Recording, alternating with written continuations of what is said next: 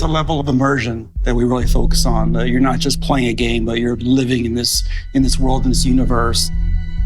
It's a giant open world for the player to do what they want. You feel like you've had an impact in the world. You really feel like you're there. There's certain, types of entertainment where you're just experiencing it. You're taking in what the creator wants you to see, and they draw that dotted line between this happens, go here, do this. The more that we can put you in the situation where you're going to decide. That's what makes video games the best form of entertainment that they are.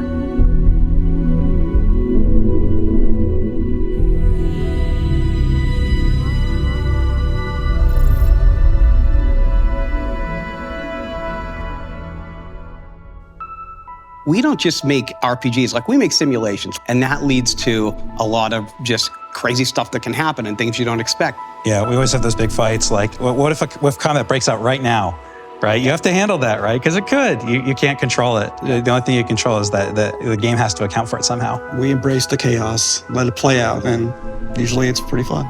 A lot of us have been doing this for a long time together, and it's nice with Starfield to go back to some things we didn't do, the backgrounds, the traits, the defining your character, all of those stats.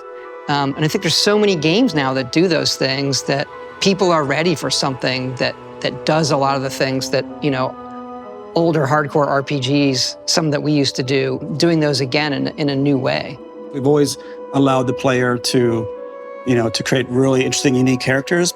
This game, we've definitely severely leveled up. The tech is based on scanning of real-world models, similar to the photogrammetry we do in our landscapes. We're kind of applying the same thing to our people as well. Because it's not just the appearance of your player and all that, but we want all the personal interactions with NPCs, other characters in the game to be as impactful as possible. And for that, you have to believe these are real people. You're a real person interacting with real people. One of the big choices is which part of the game world am I going to engage in? We always make a bunch of different groups that represent some of the major factions in every game. And in this one, we've got the United Colonies that represents the future Space Republic, idealized. You also have the Freestar Collective, which is the space Western fantasy, people that are out there on the frontier. We've got Ryujin Industries, which represents corporate life. I think it has one of the best starts of any of the factions we've done. It's a megacorp, and you get hired, right? That you would do, right? We'll play for our job. We'll see if you cut the mustard. Right. Yeah, I love approaching it that way where, okay, what makes the world feel whole? What are the groups that would make it feel whole and believable? And then how does the player interact with them? What we're doing with the pirates, the Crimson Fleet as well. They're not just this foe. Let the player join them. What does that mean?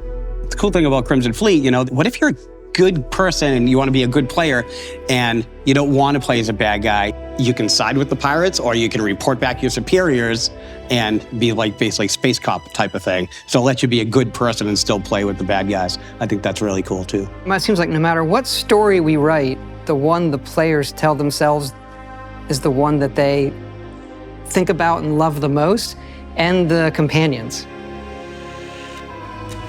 Hello, Captain. How may I be of assistance? So something we really, leaned into on this game, how those other characters felt about you. That's probably my favorite part. Like when you're exploring and then your companion makes some comment off the cuff about something that you're checking out or something that just happened, it just feels so perfect for immersion. It's so believable. You think it's a real person. So, we knew we wanted to do some kind of persuasion minigame thing.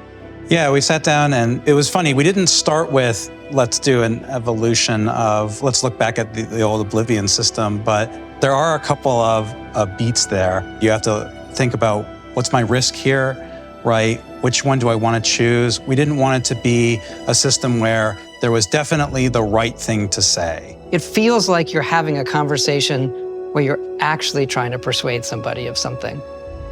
So it's actually, I think it's, as far as new systems in dialogue, I think it's definitely one of the most successful ones that we've had. Yeah. I think when we knew we were making a game about space, you ask yourself certain questions, and that question is, what is out there? And so, as a game, we have romance, adventure, mystery, but I think with Starfield, there's this other layer of, the cosmos and the universe and what is out there. At the end of it, we want the players to have told their own journey but then look back at it and we're asking the big questions. Why are we all here? Where is it leading? And what's next for humanity?